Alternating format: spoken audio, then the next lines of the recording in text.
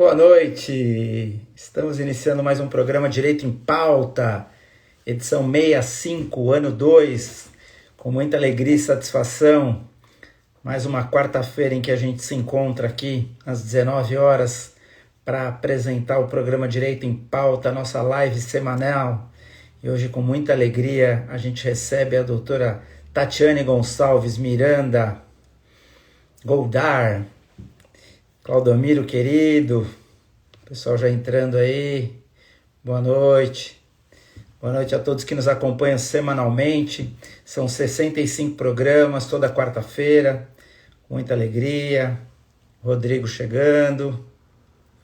Vamos aguardando as pessoas chegarem para que a gente já logo receba aí a doutora Tatiane, lá de Sergipe. Fernanda, boa noite.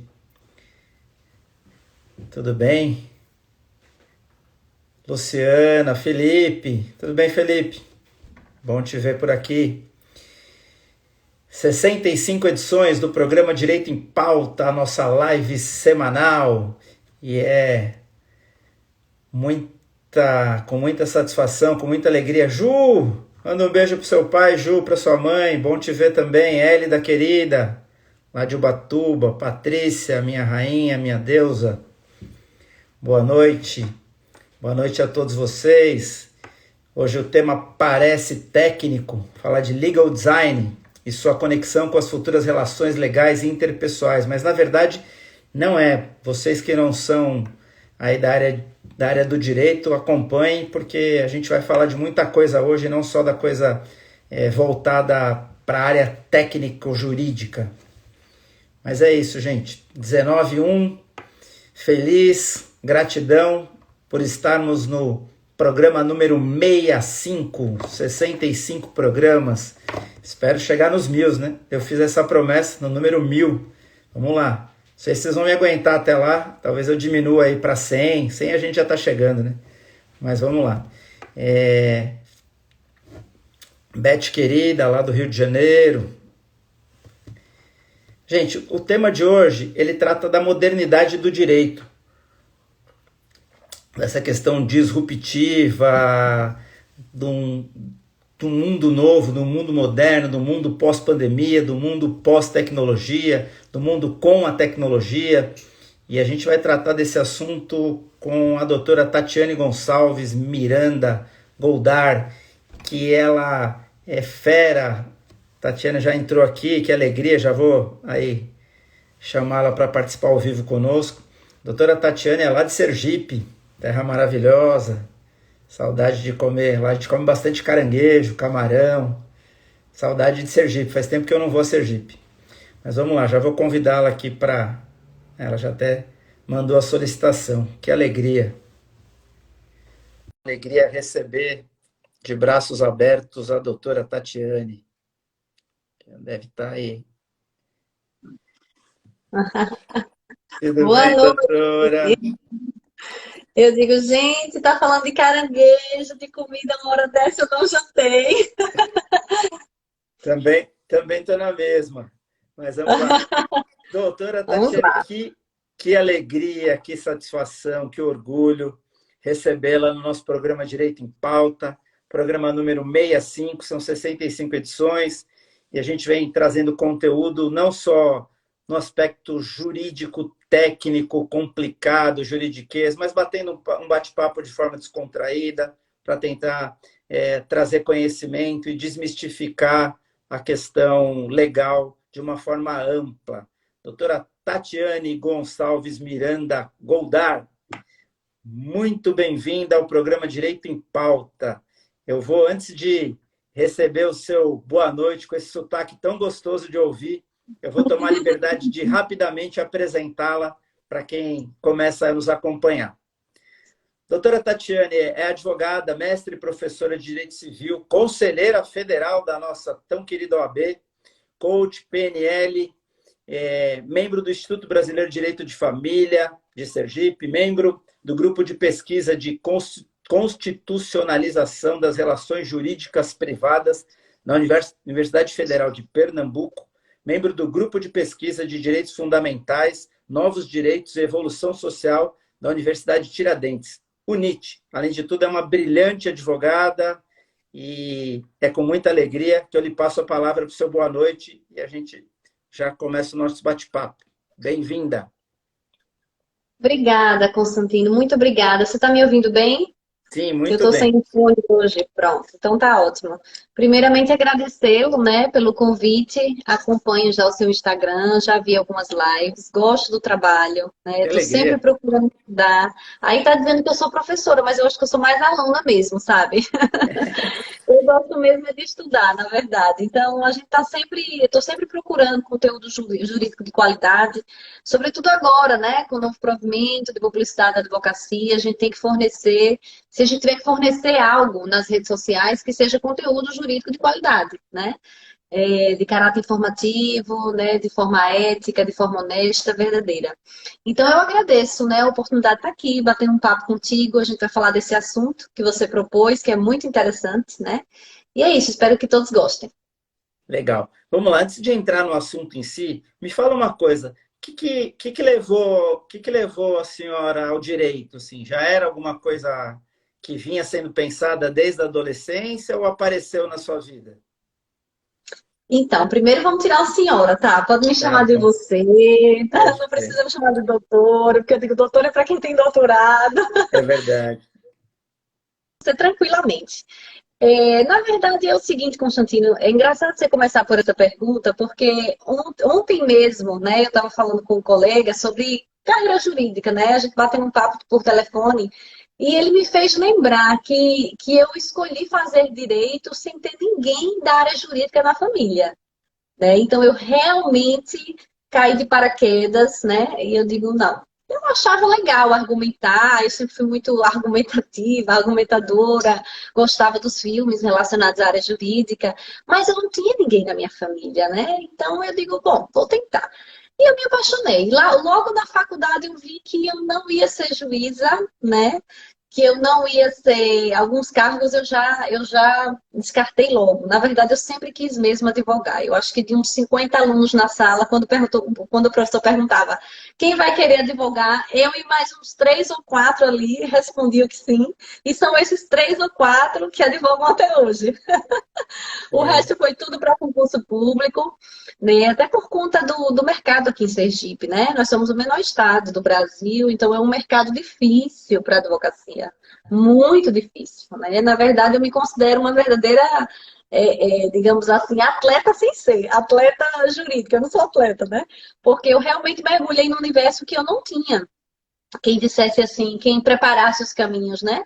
Mas assim, sempre tive boas amizades, sempre gostei muito de estudar, então fui pelo caminho da universidade, né?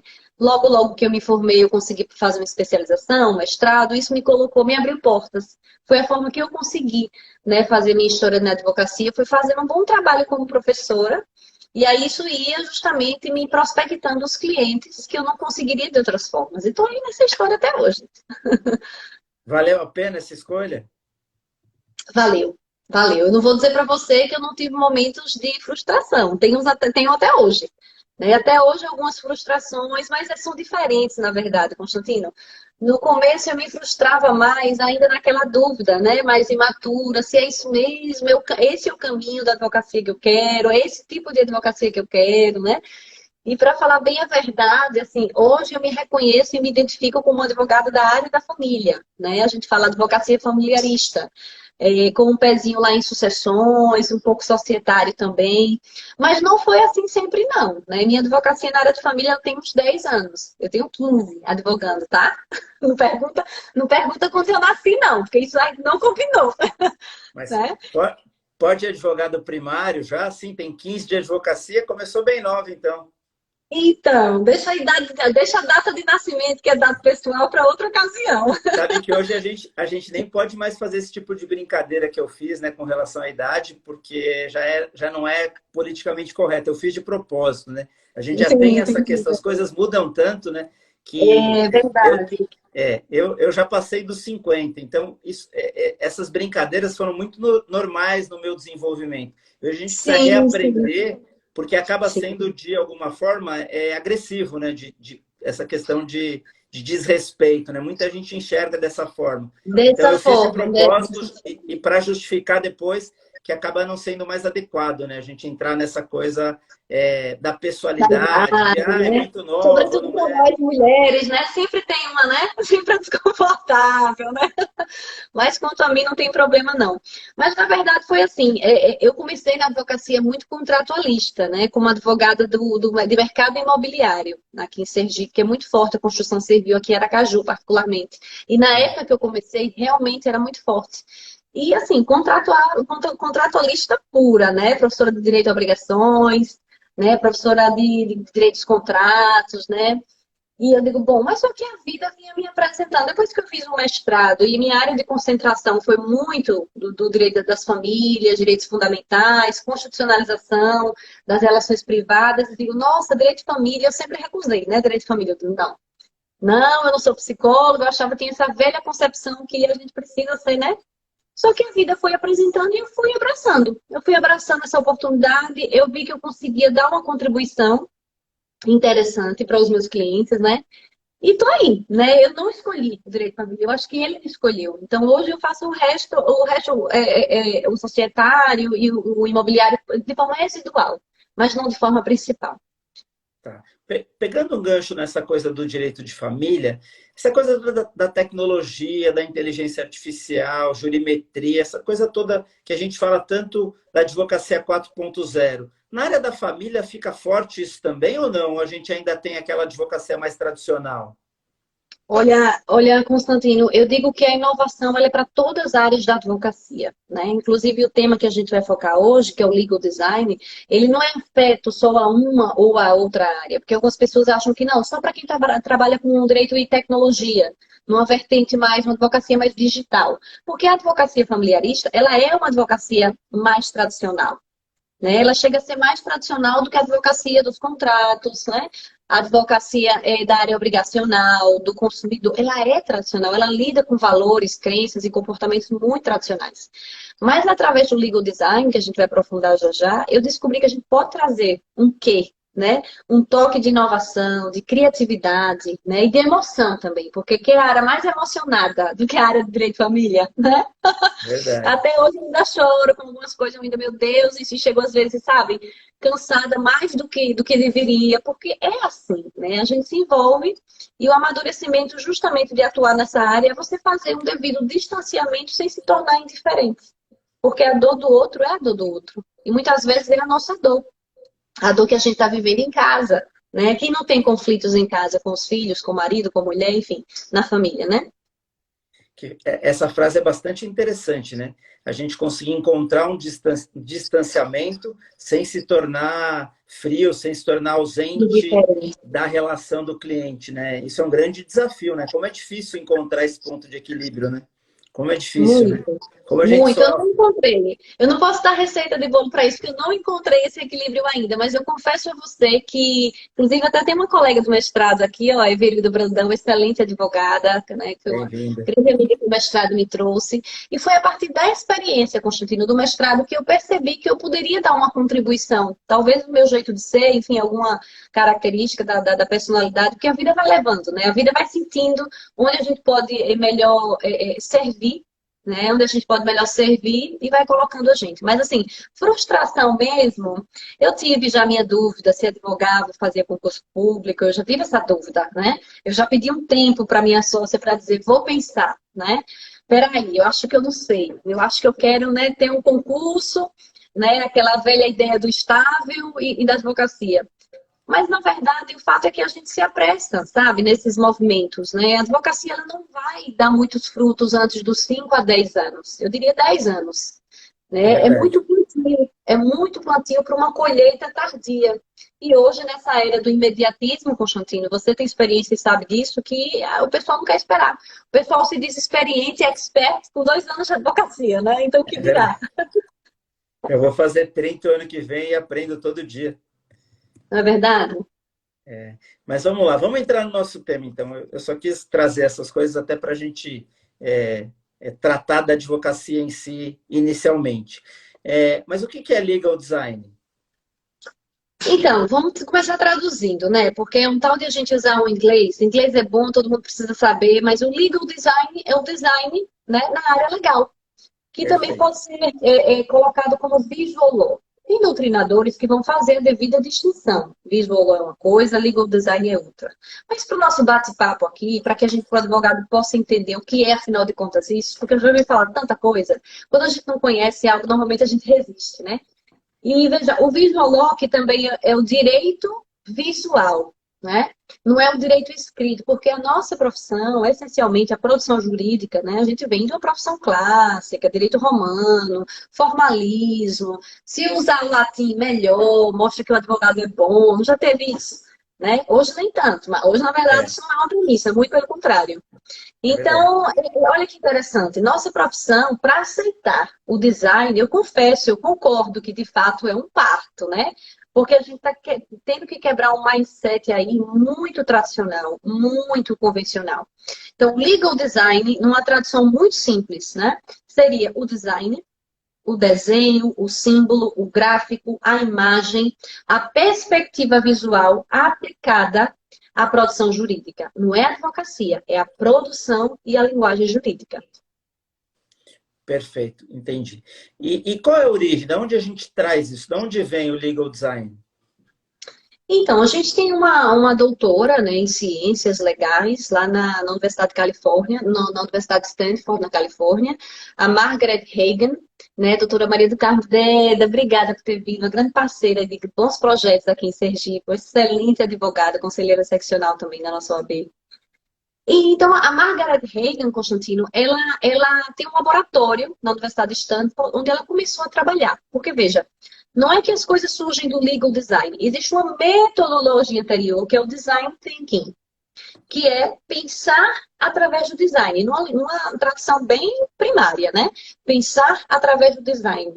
É uma metodologia, né? É uma produção científica no sentido de que a gente resolve problemas com base em algumas premissas. Primeiro, empatia. Então, é uma metodologia que traz a possibilidade de resolver problemas através do comportamento empático, ou seja, eu me coloco no lugar do outro para olhar a perspectiva do outro. A partir da empatia, a gente tem também o user experience, como a gente fala, que é a experiência do usuário. Ou seja, eu preciso compreender o problema e dar soluções para o problema a partir da experiência e da realidade do outro. Que vem um pouco dessa, né, um pouco do resultado do processo de empatia. E a partir daí conseguir colocar o problema em imagens, de forma que eu consiga compreender melhor, porque a gente sabe hoje em dia que a gente está na era da pressa, do imediatismo. Então, o que, que a gente percebe? Qual é o ponto nodal aí? O que, que é importante do legal design? Ele traz para a gente uma nova forma de ler o direito, compreender o direito, de resolver problemas. Né? Por isso que não é algo que vai ser só adotado pelo advogado. O CNJ já tem resolução, é 347 de 2020. É recente, né? Mas já determinou que os tribunais, né, adotassem o quanto antes e o quão possível, eu não tenho aqui o trecho, mas já eu posso achar da resolução, a metodologia. Então, por isso que vira e mexe a gente vai ver aí no Instagram, no Facebook, nas redes sociais, uma sentença em legal design, um despacho, uma decisão, né? E se a gente fizer um olhar rápido, a gente pode tirar conclusões falsas acerca da metodologia. Tá. Esse conceito, então, a gente poderia conceituar como uma metodologia, é isso? Sim, é uma metodologia, é uma forma de pensar. Que a metodologia vai envolver uma série de consequências. É uma forma de eu pensar o problema. Então, sair da forma tradicional de eu enfrentar o problema jurídico. O que que acontece? Vamos para a prática. O cliente vai ao nosso escritório, tá? Vamos para uma ação bem simples. Ele vai lá tentar pedir a guarda, fazer um divórcio, né? E a gente vai explicar, né, para ele o que que vai acontecer. Mas, normalmente, a gente vai conversar com ele a partir das soluções que nós já temos prontas para aquela ação. A gente está perdendo, inclusive, a capacidade de individualizar a nossa produção jurídica. A gente tem uma necessidade tão grande, né, de poupar tempo, de ser assertivo e objetivo, que a gente acaba pecando. Então, quando a gente não fica indiferente ao problema do outro, então acaba utilizando uma série de petiçõezinhas prontas, modelos prontos para casos que são diferentes, que têm nuances diferentes, que têm problemas e sentimentos diferentes. E o legal design, ele vem como uma forma de você primeiro pensar esse problema, Depois você rascunhar esse problema e trazer a solução para o cliente de modo que ele consiga compreender. Porque o cliente não compreende o que a gente faz. Eu cheguei a essa conclusão também. Antes de Verdade. adotar o design no escritório, eu percebia que eu ainda tinha uma linguagem muito distante do que o cliente merecia. Porque para Uhum, ele é petição. A gente protocola ação na justiça, mas imagine só, ele não lê o que você fala uhum, sobre a vida dele, porque tem uhum. fatos ali, né? Ele não lê o que você escreve na parte jurídica, não precisaria, mas minimamente nos fatos ele teria que validar. E os pedidos ele teria que entender o que você está pedindo para ele, porque é para ele a ação, Ele é o né? dono Forma da bonita. ação, né? Exatamente, ele é o dono da ação. A produção jurídica deveria ser para ele. Isso é o que o legal design fala em user experience. Então, se eu não faço, né, se a minha linguagem jurídica não está adequada, não está empática para o meu cliente, eu não estou usando o legal design. Então, só já desmistificando uma ideia errônea que tem da metodologia, por isso que é preciso estudar, é preciso a gente ler alguns textos, fazer pesquisas, tem livros interessantes, tem autores brasileiros, uma deles é Ana Holtz, esteve aqui recentemente em Sergipe, na conferência estadual, falando de legal design. Não são só as figurinhas, né? Utilizar, deixar a petição mais bonita, mais criativa também, porque são recursos que trabalham muito emocional, que a gente passa uma comunicação sem precisar dizer tanto. Isso é importante. Mas é também sobre tratar o problema jurídico de uma forma mais inteligente. Não repetir artigos que já são muito conhecidos da nossa área. Não estar utilizando muito a jurisprudência, saber selecionar de forma adequada. Saber conversar com o juiz, mas também entender que se seu cliente lê a petição, ele precisa ler a petição. Se ele lê, ele entende. Olha que desafio. Interessante. Eu tenho falado bastante da humanização dos sistemas de justiça, tenho cada vez mais falado disso. A gente poderia fazer um link, então, que a metodologia toda do legal design seria uma forma de humanizar o judiciário também?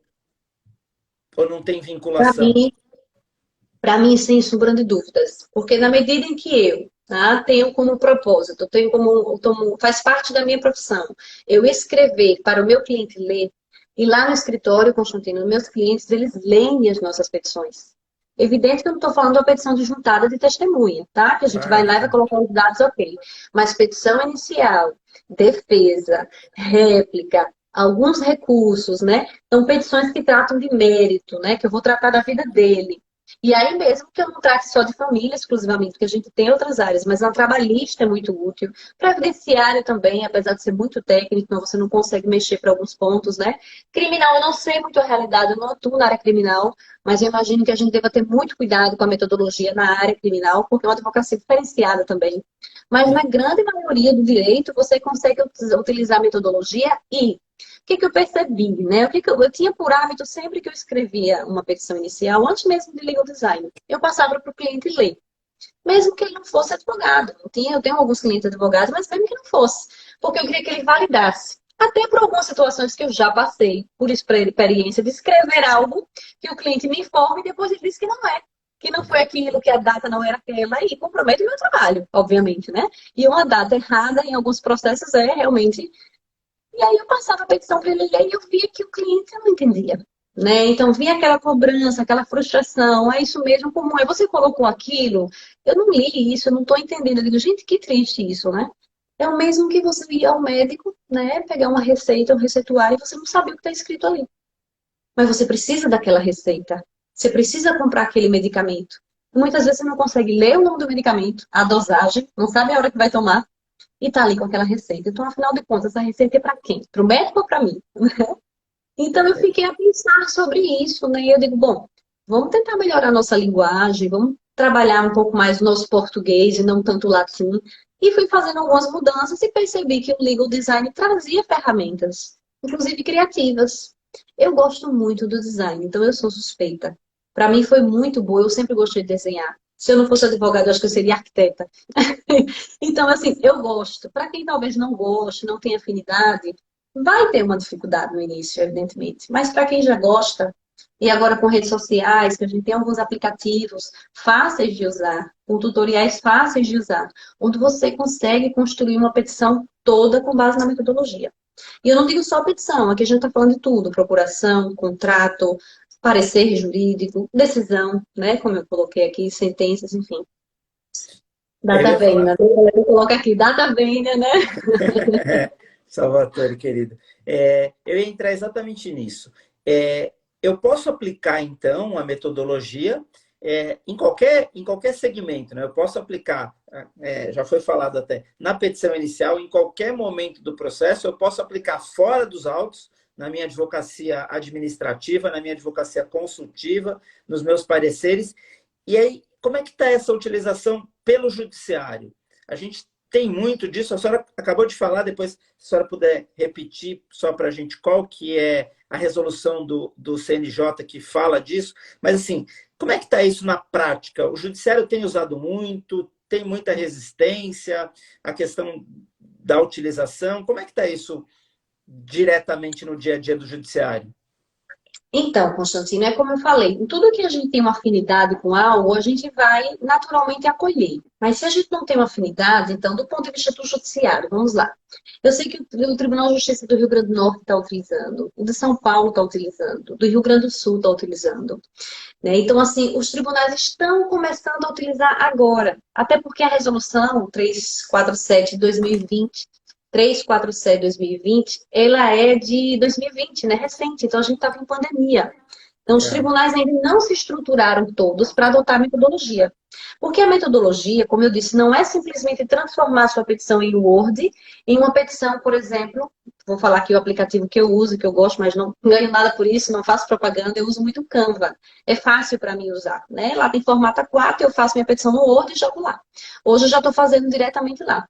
Então, desde março, o nosso escritório ele vem trabalhando todo, muda muito trabalho, colegas. Vou dizer que não é nada fácil, né? Então, a gente vem fazendo toda essa formatação de todas as petições. Hoje, nosso escritório, todas as petições elas são em legal design. O Tribunal de Justiça do Estado de Sergipe ainda não adota, mas está em vias de adoção, porque não é algo que eu posso, não é algo que está no âmbito da minha faculdade. Né? Eu costumo dizer para os colegas advogados, se já existe uma resolução do CNJ que é a 347 de 2020. Gente, se alguém quiser pesquisar e até me corrigir aqui, tudo bem, mas eu tenho quase certeza que é 347 mesmo. Se já existe, né, essa resolução e já existe um comando, uma orientação que os tribunais adotem, né? Então, por exemplo, o que eu acho que é muito útil, né, para o advogado, sabe o diferencial que eu vi muito, né, nas petições?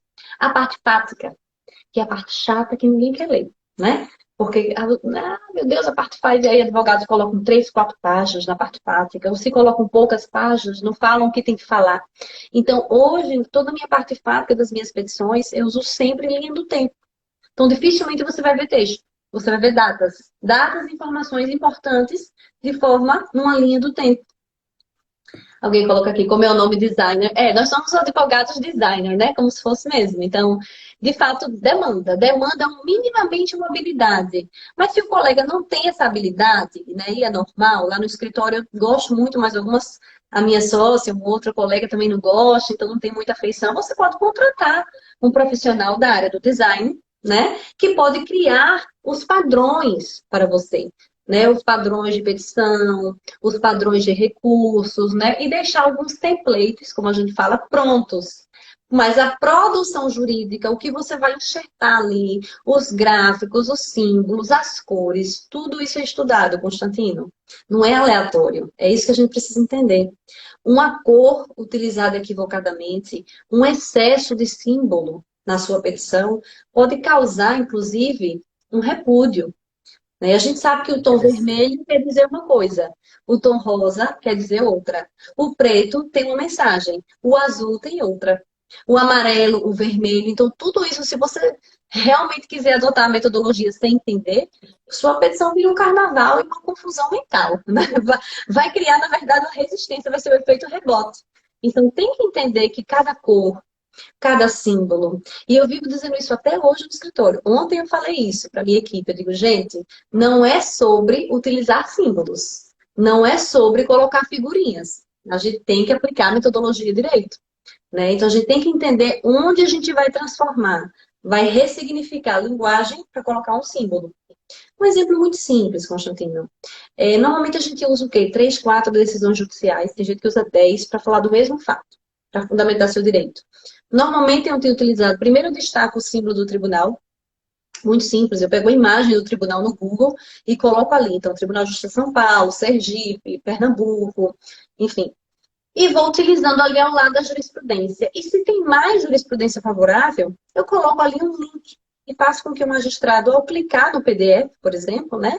Que é que a gente transforma em PDF, grande parte dos tribunais são assim, clica Sim. no PDF e ele vai direto, né, à sede do tribunal onde está o repositório dessa decisão. É a mesma coisa se eu Interessante. sinto uma legislação. Ele vai direto, eu uso muito o site do Planalto para legislação. E hoje, inclusive, tem legislação comentada. É muito interessante. Então, eu coloco um link lá, ele vai direto no site do Planalto. Vídeos, faço a mesma coisa. Precisei usar vídeos recentemente. Coloco o link do vídeo, deixo ele numa nuvem, né, no repositório na nuvem. O magistrado vai lá, clica e acessa.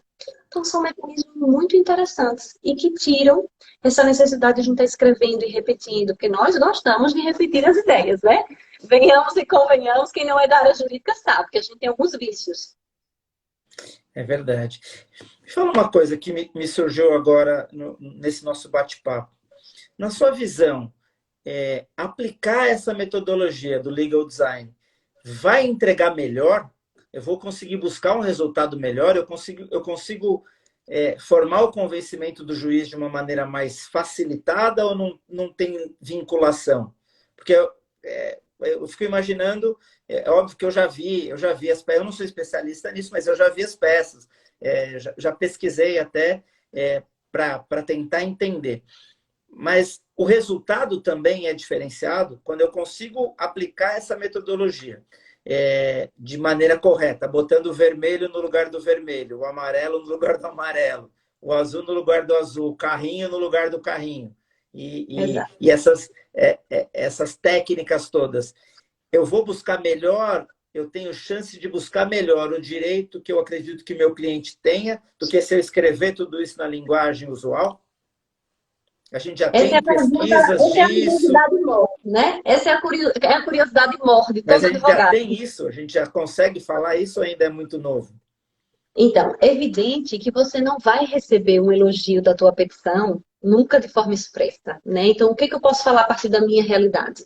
Primeiro ponto, para o cliente, né, que é o destinatário primeiro, se você tiver dentro desse propósito de cooperar, né, de trabalhar uma advocacia mais colaborativa, onde o teu cliente constrói contigo, isso é design thinking também, isso faz parte da metodologia. Né? Então, isso aí você já vê um resultado diferenciado. Todos os clientes, ou grande parte deles, tem gente que vai olhar e nem vai perceber que mudou, né? Isso aí vai de cada um, mas a maioria dos clientes que a gente tem elogiado. Nossa, que interessante esse contrato. Nosso contrato tem 2 folhas, tinha 4. Né? Tinham 4 folhas, hoje tem 2. E tem o que é essencial. Né? Então, a gente não escreve muito, a gente não fala. Então, e tem o que é importante ele saber. E às vezes ele vai onde é importante ele saber, por exemplo, encargos de mora, no caso de inadimplência. Né? Quais são os limites do poder dos poderes que a procuração que ele vai assinar oferece. Eu já uso recursos visuais para que ele já vá logo e já vá direto ao ponto. Então, não resta dúvida, Constantino, na minha experiência, eu não tive até hoje um resultado negativo, né, em relação a esse ponto. Em relação ao judiciário, eu, quando vou despachar, né, fazer memoriais, então faço um pedido de tutela, vou lá falar com o Ministério Público e juiz, eu já vi essa diferença. Né? Então, é evidente que ninguém vai dizer, ah, que maravilha, legal design. Muitos nem sabem o que é ainda, inclusive do Poder Judiciário. Muitos vão resistir. É natural que isso aconteça. Muitos juízes, promotores, defensores não vão querer fazer, porque não é tão simples assim, né?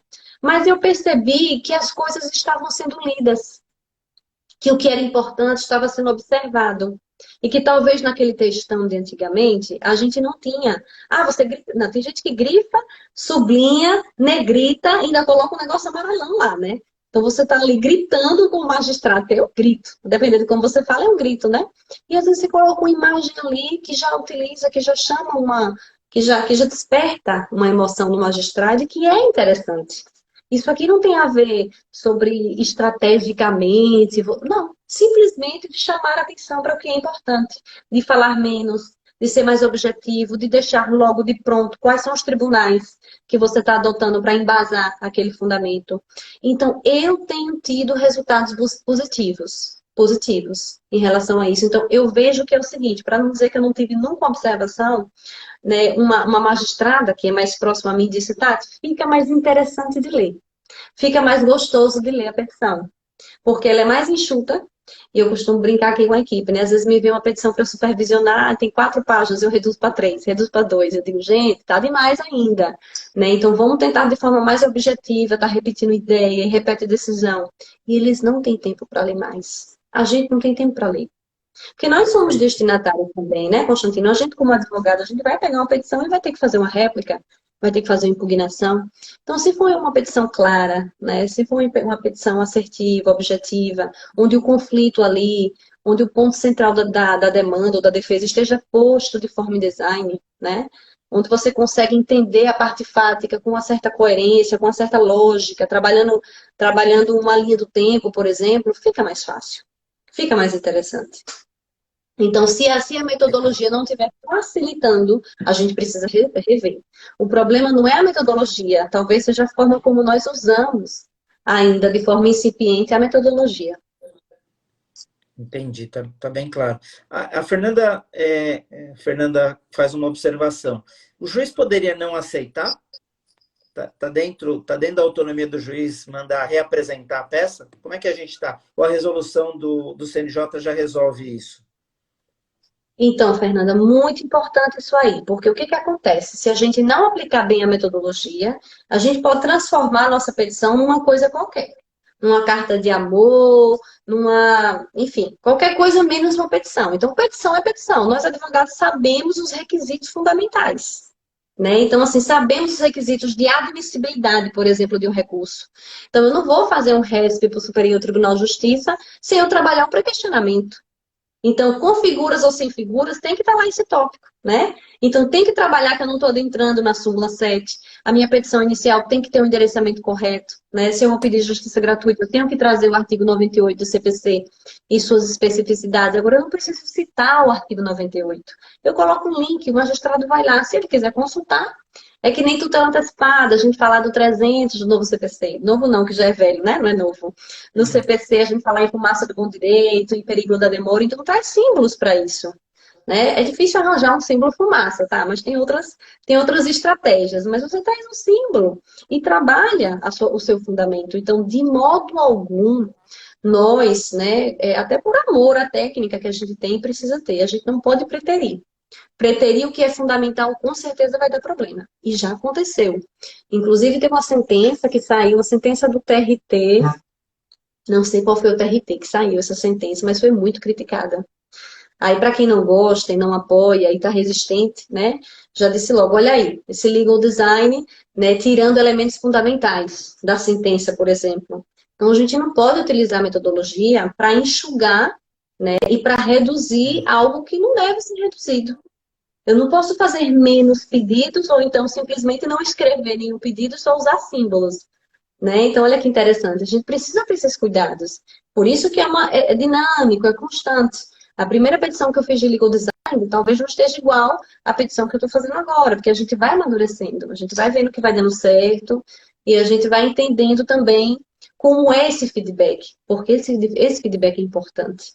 Até o advogado perguntar, se tiver oportunidade, sabe, Constantina, depende da relação que tenha, né, com o magistrado, enfim, com o outro lado, perguntar, você entendeu, o que você achou? Né, tá claro, porque tem que ter clareza. Legal design é sobre ter clareza, que é uma coisa que a gente não sabe bem fazer, né? Tornar claras as coisas, a gente gosta de rebuscar, não é verdade?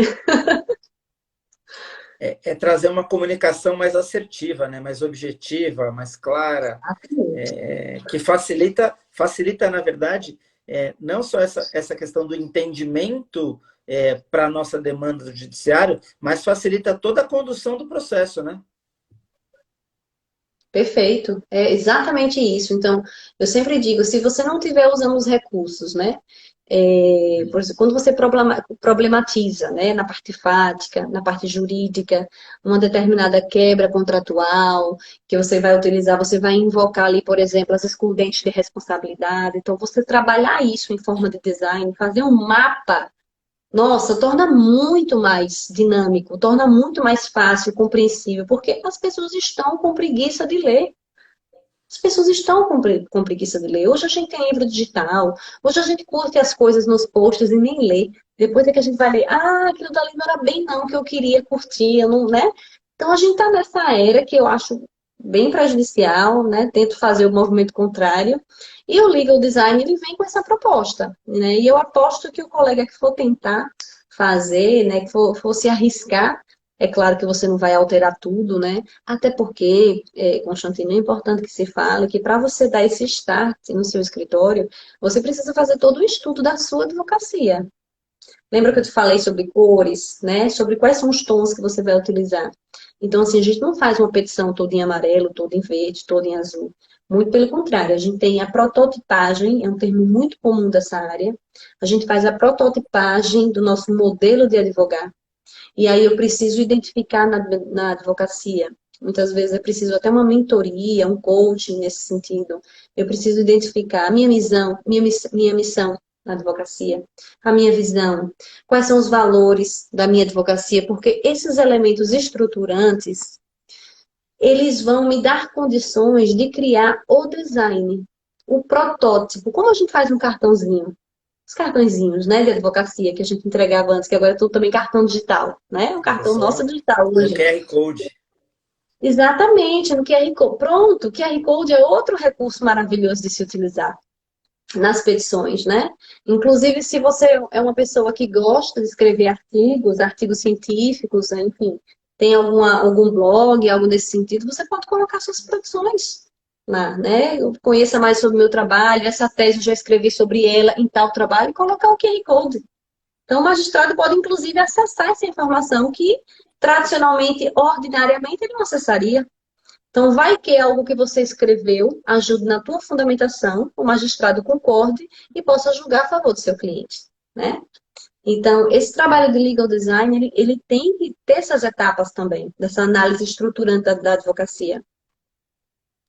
E eu acho que é interessante é que a gente consegue oferecer oportunidades, pelo que eu estou entendendo, se eu estiver errado, me corrija, a gente consegue oferecer oportunidades para o magistrado para que ele avance dentro do interesse dele, como esse exemplo agora de buscar um artigo, de buscar lá a decisão no tribunal, de buscar a fundamentação jurídica, desses links todos, mas eu dou a possibilidade de ele buscar se ele quiser, se ele sentir necessidade, e sem que eu tenha que colocar uma petição lá com tudo isso de 200 páginas e eu atravanque, atrase o processo. Acho que é mais ou menos essa leitura, né? Eu estou errado. Exatamente. É você tentar objetivar a informação que você vai passar para ele. Então, muitas vezes você está ali colocando quantos está citando quantas decisões, né? Que às vezes o conteúdo da decisão nem lhe favorece. É Né? Então, de verdade. repente, você trabalha pouco a decisão, né? Já aconteceu isso comigo também. Quem nunca, né? Hashtag quem nunca. Você usou lá uma ementa quando você vai ver, putz, meu Deus, O não era começo era assim bom, que eu né? Só não queria, ler né? o restante, né? Só não leu, não dou provimento no final. Quando se não dou provimento, ai, lascou com o meu direito, meu Deus. Claro, isso tem a ver com calma, né? Com ler as coisas com cuidado. Aí, mas o legal design requer isso. Porque se você vai transformar parte da sua linguagem jurídica, parte da sua informação em símbolos, em desenhos, né? Em recursos gráficos, então você de fato precisa de um cuidado maior. É um trabalho que dá trabalho no início, né? Só de você parar, né? Eu já fiz mentoria aqui em que eu perguntava assim para a colega, e para o colega eram sócios, eu dizia, quais são os valores de advocacia? Vamos fazer uma mentoria aqui, fiz uma mentoria sobre legal design, tá, tudo bem, vamos chegar lá. Mas antes, quais são os valores da sua advocacia? Oi? Como assim valores? Qual a missão da sua advocacia nos próximos 2 anos, né? O que você entende como estruturante, né?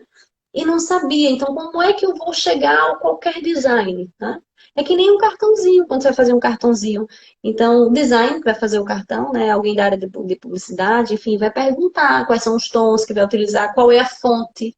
A fonte, uma coisa tão, né? Times New Roman, Arial, Verdana, cada fonte traz uma mensagem, por incrível que pareça, né? Então, se você vai falar de algo mais tecnológico, tem fontes que, inclusive, que ligam mais ao mundo virtual. Isso tudo é importante na atualidade, ou daqui para frente, no mínimo. Perfeito. A Fernanda pergunta, e mais alguém perguntou também, que eu não me lembro agora, já passou, se tem como indicar cursos de legal design.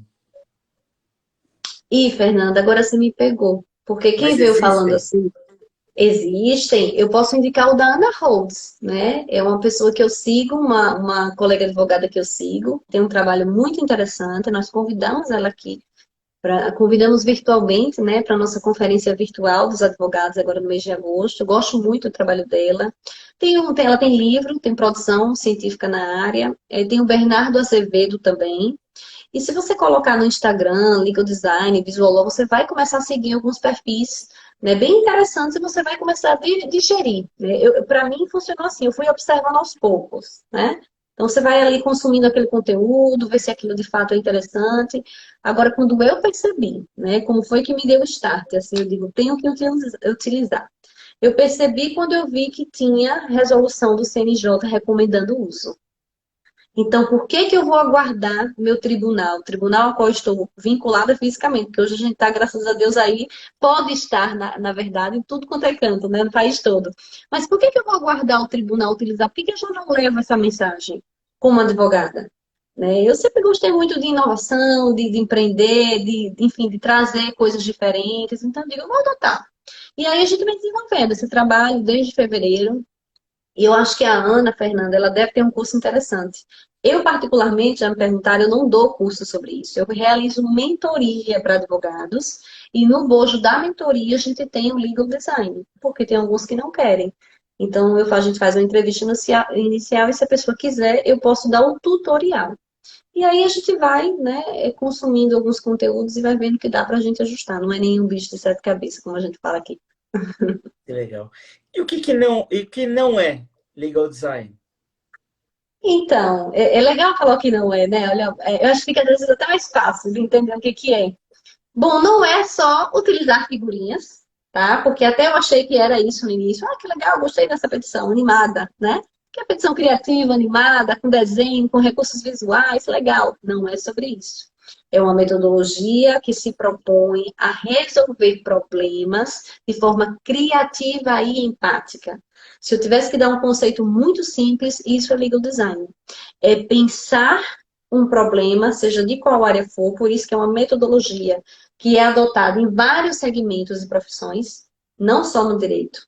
O impacto dela no direito foi muito interessante e muito útil a partir dos estudos da Margaret Hagan, lá da Universidade de Stanford, porque ela tem um laboratório e ela percebeu que teve resultados positivos na compreensão, né, da linguagem jurídica, na própria linguagem em si, que ela sai desse movimento mais tradicional, rebuscado, não adequado à sociedade que a gente vive hoje, para adotar uma linguagem mais digital, mais visual, mais emocional, né? Mais assertiva, mais criativa.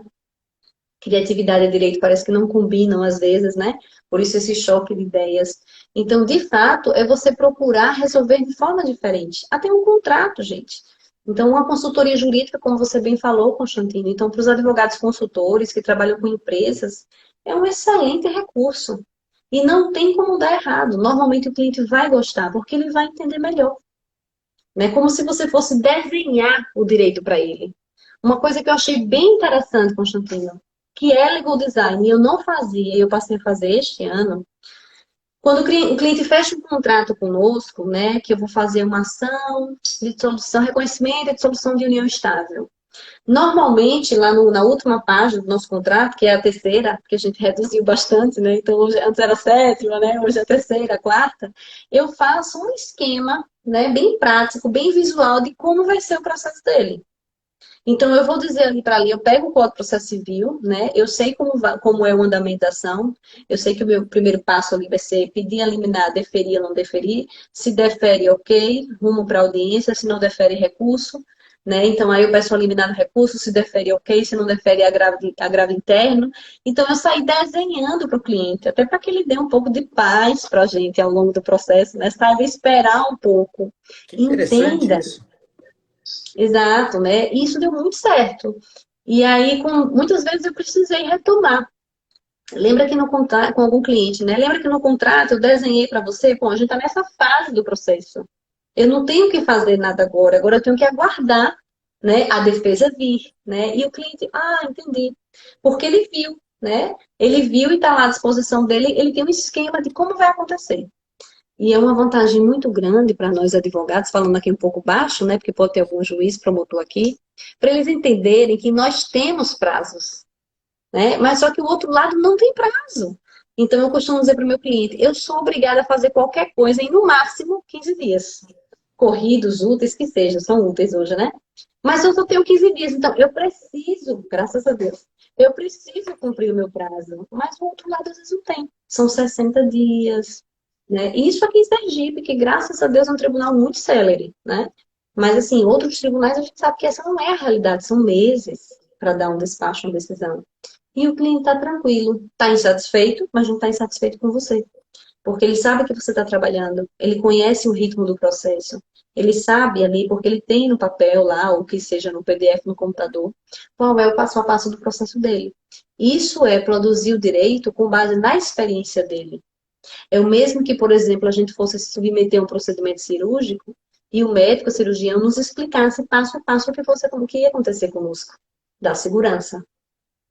Dá uma certa segurança. Por mais que o resultado, né, seja imprevisto, porque né? A advocacia hoje em dia não é de resultado mais. Não tem como você viver de êxito, viver de resultado, porque a gente não tem como garantir isso para o cliente. A gente está em outro momento, em outra realidade, mas você consegue fazer com que o seu cliente compreenda o ITER, né? Aquele ITER processual, e que ele esteja a par disso.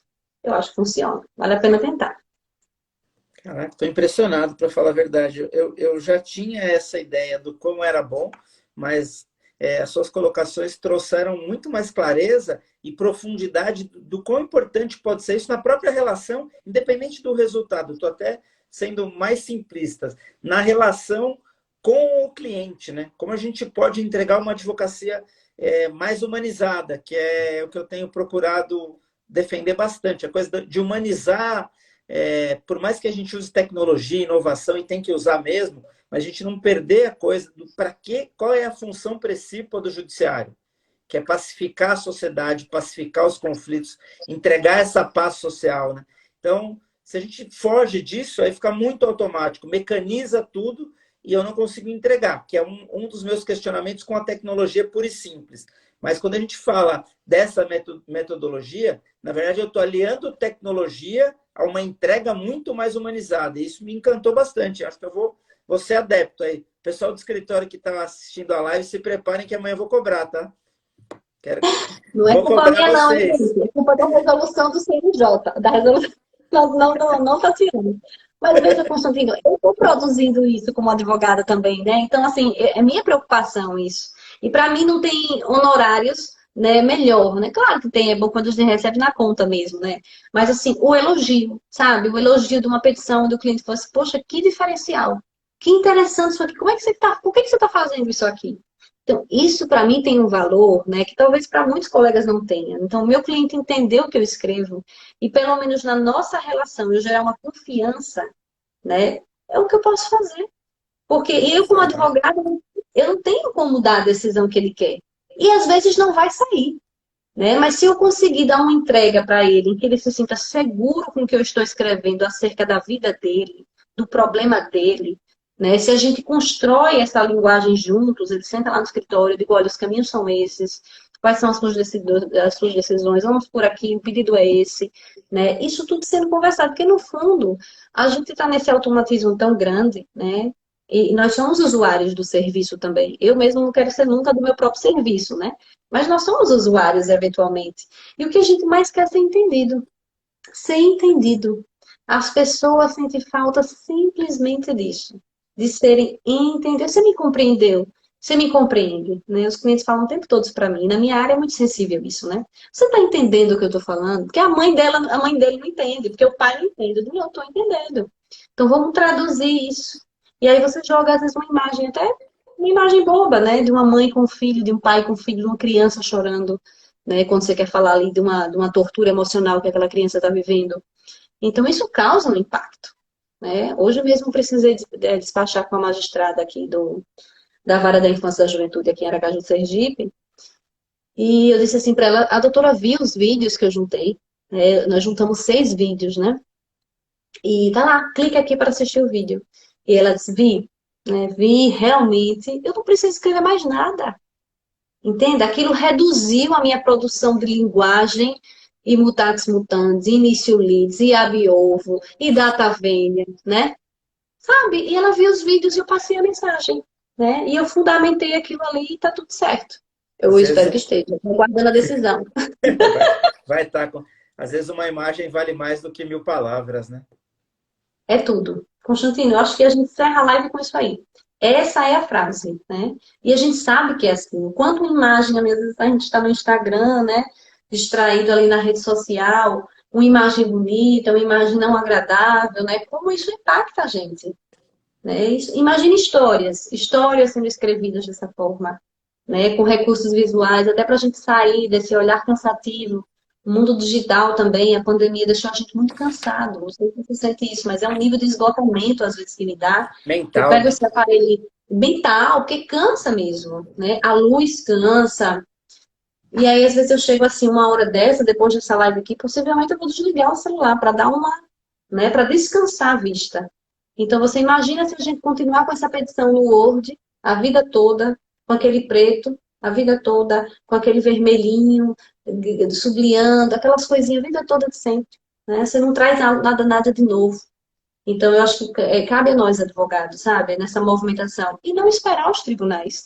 Levar essa demanda, né? E procurar ser inovador. Né? Se não consegue fazer, não tem problema. Busca um profissional que ajude para que você possa dar o start aí. Perfeito. É, a gente, na verdade, tudo que eu tinha pensado de falar, eu acho que já foi falado. Esses avanços tecnológicos, essa questão toda da modernidade, dessa advocacia disruptiva, tudo que a gente tem pela frente, a advocacia pós-pandemia, a advocacia não vai ser mais a mesma, os velhos conceitos e a maneira de advogar vão ficar no passado. A gente consegue tentar trazer tudo isso de modernidade e deixar que isso tenha um lado positivo de interferência nas relações interpessoais, nas relações legais. Dá para, desse molho todo de modernidade, para a gente até ser mais sucinto, tudo que a gente tem pela frente de modernidade, todas as inovações, dá para trabalhar isso de uma forma que a gente entregue mais, com mais qualidade e que a gente respeite mais as relações interpessoais? Ou isso é utopia? E bem filosófica a tua pergunta, Constantino. É bem filosófica. O que que eu acho, né? E aqui não é tese, é o que eu acho mesmo, né? Eu acho que a gente está nesse momento difícil, né? Inicial dessa convivência digital intensa, né? Pós-pandemia, a pandemia nos colocou nesse local, já era onde a gente chegaria em algum momento, mas esse momento, esse espaço digital, ele foi antecipado. E como tudo que é novo, como legal design, né, a gente cria uma resistência, né? Primeiro a gente usufrui da metodologia, do espaço digital, da comunicação digital de forma equivocada, né? A gente adoece quem está conosco, a gente comete abusos, mas eu acredito que passada essa fase que a gente está vivendo, a gente está mergulhado ainda nisso, né? Nesse excesso, o excesso do digital. Né? Isso vai gerar um efeito rebote, no sentido de que menos digital, né? Imagino eu que seja assim, esse movimento, como tudo é cíclico, né? Então a gente usa agora de forma muito extremada, são 1.000 reuniões digitais, né? A gente trabalha no computador o dia todo, a gente tem reuniões digitais, a gente despacha com magistrados, enfim, profissionais do Brasil todo, né? Um simples link aqui, a gente está fazendo essa live, a gente não se conhecia através, graças a Deus, dessa bênção, né? Uma vantagem da pandemia, a gente não pode negar, nem tudo é tão ruim. Então, eu acho que o segundo momento, depois dessa onda inicial, é de fato a gente perceber que é possível ser fraterno dessa forma, é possível acessar conteúdo de qualidade, né? Quantos e quantos benefícios, né? E aí até fora da nossa área mesmo, tá? Na área da psicologia, psiquiatria e da espiritualidade, o quanto isso não expandiu por conta, né, desse sofrimento todo que a gente está vivendo. Muitas pessoas acham que o digital, ele distancia, né? Eu acredito numa aproximação, eu acho que aproxima. Aí um exemplo disso é aqui a nossa live, né? Poder conhecer outros colegas profissionais, aí vão no Instagram da gente, conhece o trabalho da gente, se identifica né? Identifica com nossa dor, se identifica com nossa alegria. Então, isso tende a criar laços interessantes, laços fraternos, laços humanos. O cuidado é nosso mesmo, a gente é que vai ter que saber dosar, para não transformar isso aqui, né, numa parede digital, uma parede de vidro, né? Porque a ideia é de aproximar mesmo, e é um caminho sem volta, não tem jeito. A gente vai ter que viver, né, nesse mundo digital. Perfeito. Queria lhe agradecer muito, muito, muito. Dizer que eu saio da live melhor do que eu entrei. Óbvio que isso deveria ser comum em todas as lives, mas alguns assuntos me fascinam. E esse é um dos que me fascinou, mesmo com o meu desconhecimento. Eu, com certeza, a partir de amanhã, vou procurar entender melhor, saber melhor, por um único motivo. O que eu busco há 29 anos na advocacia é entregar melhor para o meu cliente. E eu senti que, talvez, conhecendo a metodologia e aplicando a metodologia, eu vou entregar melhor, que é uma busca constante minha, pessoal. Eu nem estou falando do escritório, estou falando da minha busca pessoal como advogado. É uma busca pessoal de entregar sempre melhor. E eu acho que as suas palavras me trouxeram clareza de que, se eu aprender a metodologia, talvez eu consiga atingir esse objetivo de entregar melhor. Então, fica a minha gratidão eterna por isso. Muito obrigado. A gente já está finalizando. Eu queria só pedir licença para oferecer o programa de hoje. Eu sempre ofereço os programas. E hoje, eu recebi a notícia agora há pouco do falecimento do professor José Manuel de Arruda Alvim. Arruda Alvim, um gênio, que vai deixar muita saudade.